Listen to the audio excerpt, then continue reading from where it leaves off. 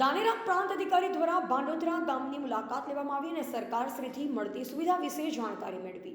દાંતીવાડા તાલુકાના ભાંડોદરા ગામની મુલાકાત ધાનેરા પ્રાંત અધિકારી દ્વારા લેવામાં આવી.